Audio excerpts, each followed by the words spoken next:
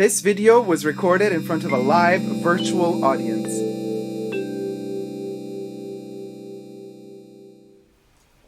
Hi everybody, Dacob here. Welcome back to the Fashion Bunker. Today we will be reviewing Chanel's Les Eaux range, actually from the Les Eaux range, Paris-Biarritz, the Eau de Toilette.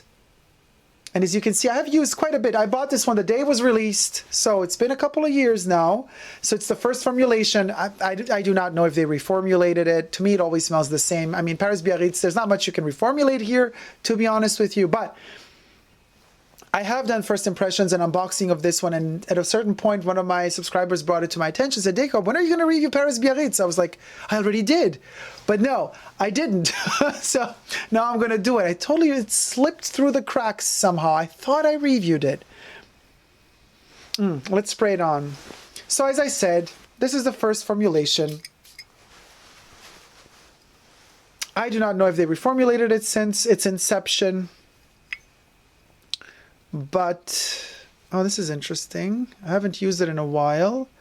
So the little silver spray nozzle, you know, it gets kind of a little bit of a patina. So you got to clean it up to glossify it again. Oh, it's aged very well, I have to say. It's almost more interesting now than it was when I first smelt it. You see, perfumes need a little bit of heft, a little bit of air. They need a little bit of time to mature. Huh? And before I get to sniffing it further, if you love my channel and you like to come back and watch it over and over again, consider subscribing. Click that subscription button today and, you know, become a subscriber of the channel, because it really helps the channel a lot if you subscribe. It doesn't cost you nothing, but it helps the channel a lot, because then YouTube says, hey, cool, we can promote this channel more because people seem to really be subscribing to it. Also, you can become a member of my channel, push the join button, and get extra perks. You can also join me on Patreon, superdacob all spelled together. So thank you so much to my patrons and my members. And I would also like to thank, on the side here, I have my chat scrolling with all the wonderful viewers who are co-reviewing live, because I'm live streaming this review, who are co-reviewing live with me this fragrance. I love it in the opening notes. It's so zesty. And I'm saying this, I wanted to review this perfume. By the way, whenever in the future you might be watching this review, just to let you know, I'm reviewing it in winter.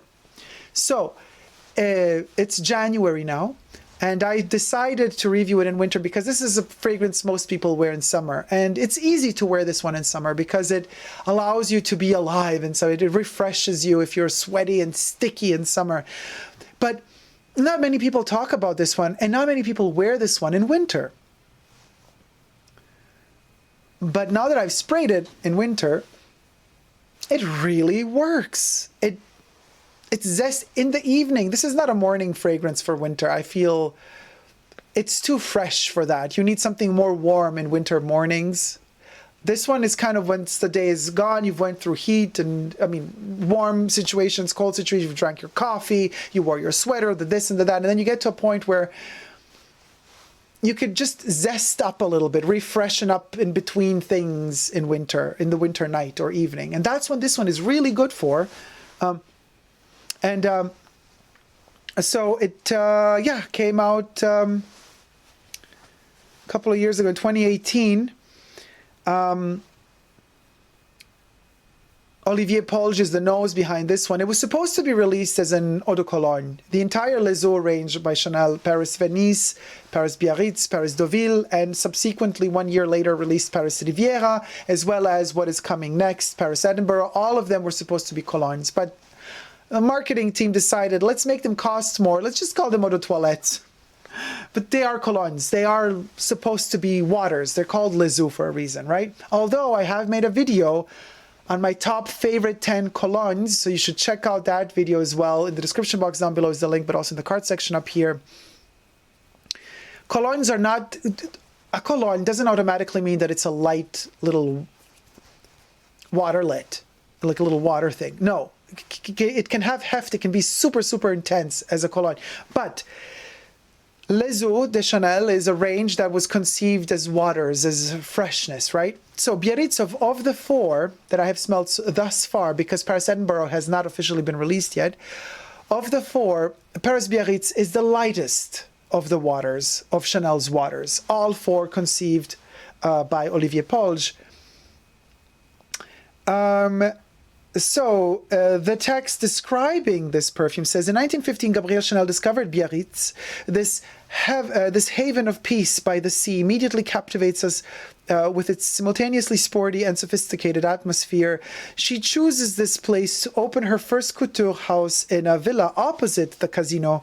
The elegant yet comfortable lines attract an international clientele and mark the birth of Chanel. Paris-Biarritz captures the dynamism and freedom of this founding city like a breath of fresh air.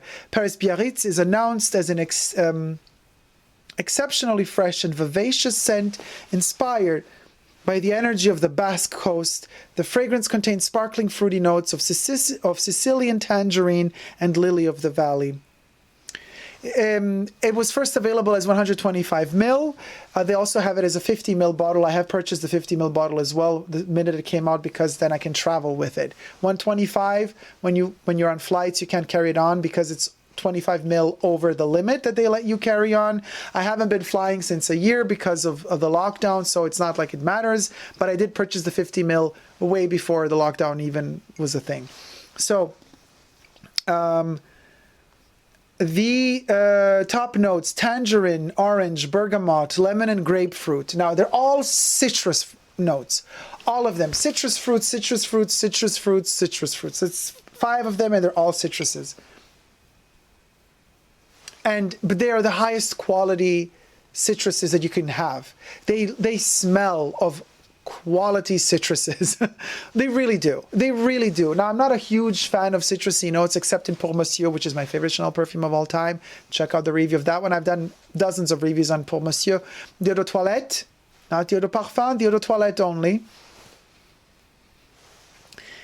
It smells of really good citrus oils utilized, and they're good quality. But here's the but. A lot of people don't like Paris-Biarritz because what happens in the middle notes? In the middle notes, we get green notes, neroli, and lily of the valley. Base notes: white musk and patchouli. The patchouli is almost, you don't really sense it. White musk is a very synthetic musk, but it's, you see, this one virtually doesn't have warmth in it. Musk could be warm, but it's not perceived as warm within this fragrance. We're going to get to the dry down later on, but let's just go to why this perfume is often not really liked by people. First of all, you either like citruses or you don't. I am not a big fan of them, but I am a huge fan of them when they are done in the right way, when the citrus really smells expensive. This one smells expensive. Problem: mixing citruses with lily of the valley. Lily of the valley is a very poisonous flower. You know, it can kill you if you eat it. Don't ever eat it. But the smell of it is a very particular, also green smell. Now, in the mid notes, we have the green notes, lily of the valley, and neroli. Neroli is, again, orange-esque in the way it smells, like orangey. And then you got those green notes mixed with lily of the valley. Lily of the valley is a poisonous kind of green smell. So there's a bitterness to it, to this perfume, that smells of salty Mediterranean breeze, which can be sometimes a bit fishy. The perfume isn't fishy at all, but the Mediterranean it's not an ocean, it's a sea. It can be stagnant. At times it can be stinky. It doesn't always smell of fresh waters. It can go stale. Not that this one goes stale, but it has a heft to it. It's a bit heavy. Despite it being a water, Les Eaux, you know, it does have a bit of a heavy note to it. It's not easily lovable, you know. But every ingredient used in here is really of good quality. It might be toned down. It is a waterlet at the end of the day. It is you know, it is what it is. But that little something it delivers is really good in the quality. So it's like you got to get accustomed to appreciating certain flavors, certain tastes. You know, little kids hate coffee. It's too bitter for them. You got to learn to appreciate the taste of coffee. I always mention this example. when talking about getting used to certain tastes and flavors. When I first tasted a gentian flower root in form of tea and grappa, oh my God, I was disgusted. It is the most bitter flavor I've ever tasted in my life. And it's just so bitter and dry that you just taste it and you spit it out and you're like, oh my God, give me something sweet just to cover up. I have to wash this out of my mouth. But with time, you learn a flavor. And mind you, I said on purpose, I didn't say you learn to appreciate a flavor. No, you learn a flavor. Your olfactive senses learn it. They've never known it before. They've never experienced it before. So when they experience it for the first time, it's new to them. So of course it's a shock. And shocks are often translated by our psyche through non-pleasant experiences. But sometimes it's not that it wasn't pleasant technically, it's just that it was unknown and it's a new factor that entered your life. So you kind of have to learn to flavor it, learn to taste it, learn to smell it. And Biarritz has that aspect to it that it kind of, you got to learn it. I'm not, this is not my favorite of the four. I have them all here, actually. So we have Paris-Venice. Then I'm on my second bottle of Paris-Deauville. This is my favorite one. So we're on the second bottle already. And actually also have a 50 ml bottle half used. So I have a full, one of these full used up. I started using up a 50 ml when I used to travel, and now this one. And then Paris Riviera. So you could check out all of these reviews on my channel. I've reviewed all of them, unboxed all of them, reviewed all of them. So it's like, of these four, the one I use the least is Paris-Biarritz, because it requires work. And I was just never really ready. I mean, I used up half a bottle. It's not like I don't use it. I use it, okay? And I enjoy it. But of the four, this is not the one I enjoy the most. And this is interesting. This might happen in the future because it is the one that's most complicated of the four or of the five. I haven't smelled Edinburgh yet. But this one might just turn out to be my favorite one in a year or two when I'm ready for it. You know what I mean? I've used up half a bottle, but I'm still learning it. It's still not giving me everything that I would need to fall in love with it. But I do believe that it is already giving me everything I need. It's just that I cannot interpret it properly. I'm still not ready for it. It might just be the most complex of the four released to date. I know it sounds simple in its construction. It seems quite simplistic in the way it's conceived, but I think within that simplicity there is you need to be a master perfumer to be able to deliver something so simple but so on point. And it is bitter, and you need to understand bitter to like it. So it's complex, and trust you me, I might just in 2 years time or a year time make another video about this to tell you guys, hey, by the way, this has turned out to be my favorite of the Les Eaux because I just needed a lot of time to realize that it is my favorite. Just like it took me years to realize that Pour Monsieur is actually a masterpiece. Years. It took me years to, all of a sudden it just clicked. When the time was right, it just clicked, and I was like, oh, now I get it. And since then, obsessed. The bottle itself is a masterpiece as well. This is very reminiscent of 30s cologne perfume bottles by Chanel. Olivier Polge brought it back with a creative team. This, usually we're used to seeing rectangular shaped bottles by Chanel, but in the 20s and 30s, a lot of the Chanel bottles were rounded like this. So this is a very, very beautiful, beautiful callback to quintessential Chanel from the 20s and 30s. So these bottles in themselves are just divine. Very thin glass, super elegant, a masterpiece in engineering, really, because they are also very fragile, but they're just so reminiscent of the 20s and 30s. They really, really bring you back in time. So I always say, the bottle and the packaging are also part of the fragrance, and they have to be a part of the whole experiment or experiencing a fragrance. And with the Les Eaux, they've nailed it. Chanel has nailed it with the beautiful, beautiful bottles and packaging. And the packaging being like super sleek. It's the inside. They utilize the paper that they would use inside a perfume box. So you would have a glossy perfume box, and then inside the glossy perfume box, you have that kind of cardboard thing that protects the bottle. They've turned that cardboard thing into the outer shell, into the outer box of these Les Eaux, making it super simple. They've simplified it to the core. It's so elegant, you guys. And they put stickers on these. These are not printed. So, of course, they age with time. They yellow with time. It's a beautiful paper quality, but it has a mattified aspect to it, and it does absorb anything around it, so it does yellow with time. So you get that vintagey vibe with these. The more time passes,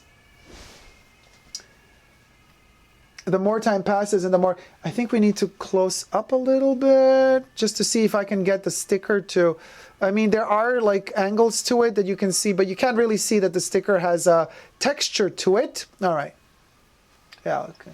So there's this paper has a texture to it. It's not like a flat, cheap, glossy paper. It is a textured, beautiful quality paper. So all of these details contribute to me loving a perfume. The bottles are just divine. You got the double C logo here, but also double C logo hiding inside at the bottom. Oh, there you see it a little bit inside the double C at the bottom of the tab. Anyway, it is divine for what it is. Now,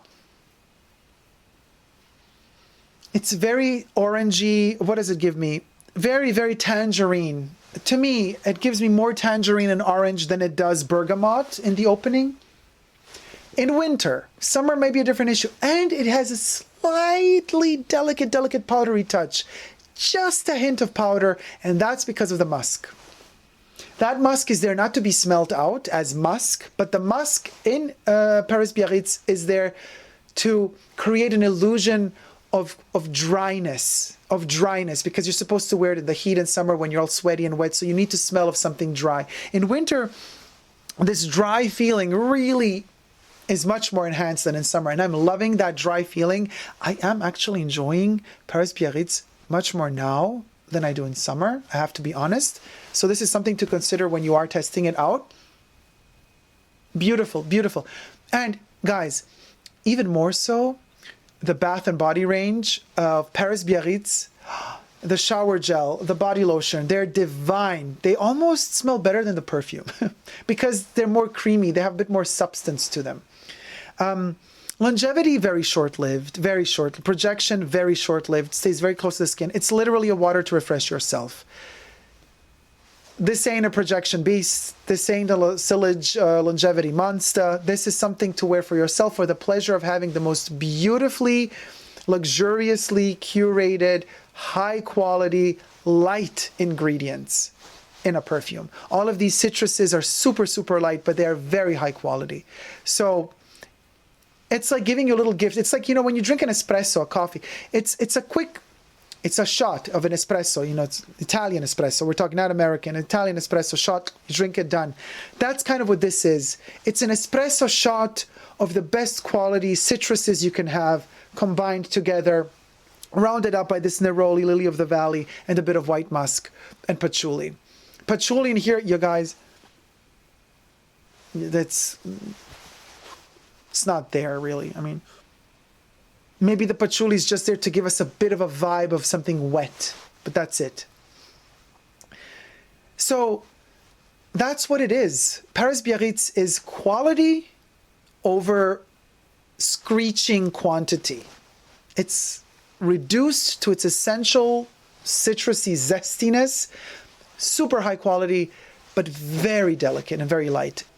Anyway, Paris-Biarritz is worth every single penny if you're ready to have something light but concentrated in quality. And I know it's a paradox, because you think, wait a minute, so it's expensive but it doesn't last long, but it's really good quality but doesn't. But how can good quality not last long?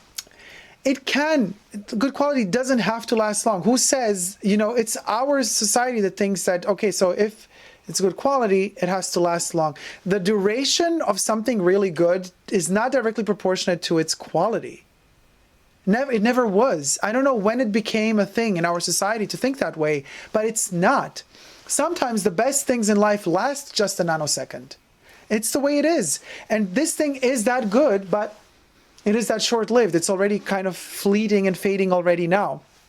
However, if you're looking for a warm embrace, a cuddly, olfactive experience, Paris-Biarritz is not for you. Paris-Biarritz is hyper-sophisticated, conceptual citrus fragrance. That's what it is. Good quality, lasts a short time. Nothing more to it. Nothing more to it. Let me get to the chats, see what you guys are saying.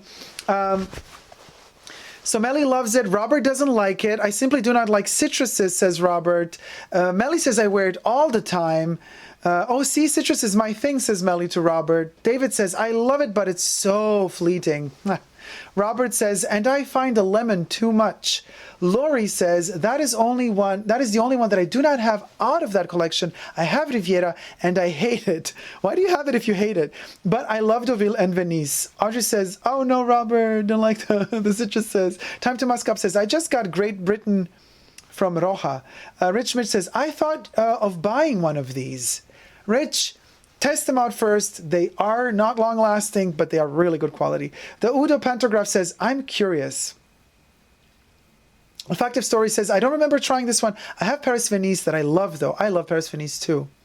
But Paris Deauville is my favorite of the bunch. Fleeting, for me it stays for a long time, says Robert. I gave away the sample though. Oh, well, good for you. So that means on your skin, it really works very well. Daniel says, I really like Biarritz. Though I haven't bought it yet, I like Deauville the most. Me too. Deauville is the one I use the most for now. You know what I mean?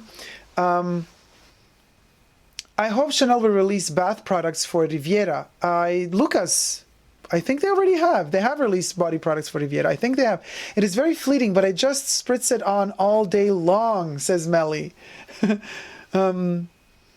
The lotion is so good too, says Melly. Great Britain is a more leather, more an malic cuir de rossi plus violet type of scent. Emilia says, I drank up my bottle of Deauville and never repurchased it. Oh, why not? It's so good. Debbie says, yes, the Les Eaux with matching lotions have lasting power. They really do. They really, really do. Melly says, I remember when the Les Eaux came out, we were so excited. I'm still excited. I love them to bits. But now I have them. It's not like, you know, not the same type of excited as I was when they were about to come out, but I'm still excited. I have ordered Deauville, says Aisha. Oh, you're going to love it. Oh, Deauville is amazing. Olfactive Story says, I cannot wait for Paris Edinburgh. I'm really curious about that one. Me too. Super excited about Paris Edinburgh. Can't wait for it to come out. It has zesty opening, fresh and chic. Helen says about Paris Biarritz, I think. Emilio says, I don't really care for Paris Biarritz. I only love Deauville. Audrey Jane says, Edinburgh, was that? No, Paris Edinburgh hasn't come out yet.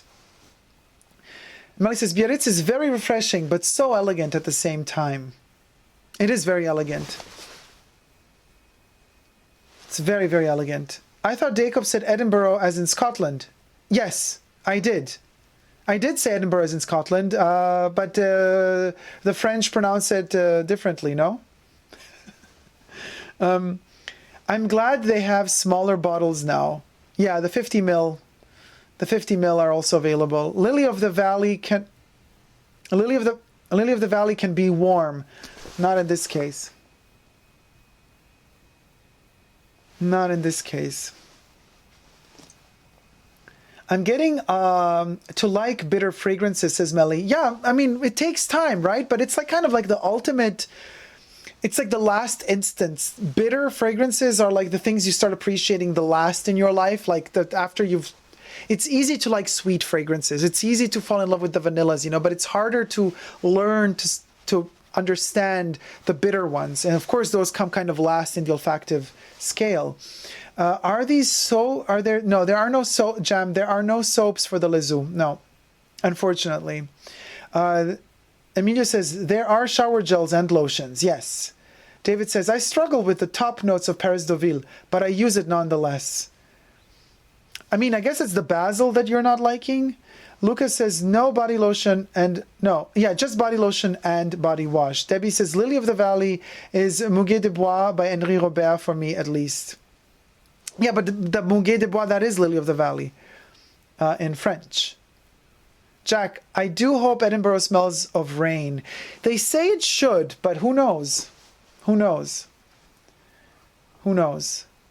Emilio says, Aisha, I know you love Cristal. This is in the same lane, but obviously more simple. Yeah, that's true, Emilio. It does have that flair. I love the city of Edinburgh, so I am really hoping that I love the perfume, says Daniel. I do too.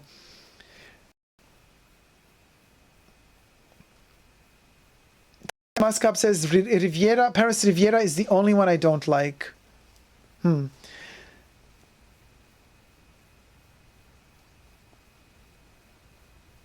What else we have? I love the city of Edinburgh. Oh yeah, Edinburgh in French is Edinburgh. Edinburgh, like Edinburgh. Edinburgh. Okay, MK, thank you for telling us. So that was my review of Paris-Biarritz. I hope you've enjoyed it, you guys. It's worth trying out, not worth blind purchasing because it is a pricey fragrance. Thank you guys so much for watching. If you like my channel, please consider subscribing to it or also joining me, becoming a member today and getting extra perks for that. You can also join me on Patreon, superdacob all spelled together.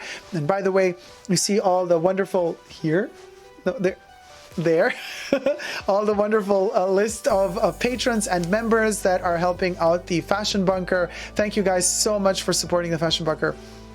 You can also subscribe to my channel because I always say this is so bizarre, but only 8% of the people who are watching return watchers, people who keep coming back to my channel to watch. Only 8% of that 100% is subscribed. I'm like, it doesn't cost you nothing to push the subscription button. It does help out the channel a lot, but it doesn't cost you nothing. So that's something to consider. You can also follow me when we're talking about Chanel on my Chanel dedicated Instagram profiles. One is called Coco Chanel is in my house, dedicated to all things that Chanel the brand is doing today, as well as my private Chanel collection. Then I also have an Instagram profile called Coco Chanel Privé, all spelled together, where I talk about Chanel's life, everything that she did and achieved during her lifetime leading up to 1971, which is the year she passed away, unfortunately, in January. So this is actually the month that she passed away. The month that I'm filming this video is the month that she actually passed away, in 1971, 89, 40 years ago. So we're celebrating Coco's life in this year, more than her death, obviously, because the minute she passed away, she actually became eternal, or that's at least how I see it. Thank you guys so much for tuning in. Enjoy perfumes no matter what they are. I'm just looking down right now. I just saw it again. I'm like, oh, how beautiful the colors are of Paris, Venice, Deauville, Riviera, and Biarritz. They're actually really beautiful together. You can also layer them, believe it or not. They are layerable. But that would be a video on its own because it would take a long time to kind of try to mix them and blend them and figure out how they work together. But that's also something to think about. Let me know in the comment section down below, and if you would be interested in that sort of video as well. Until then, never forget to never give up on love. Love you all. See you soon. Take care. Bye.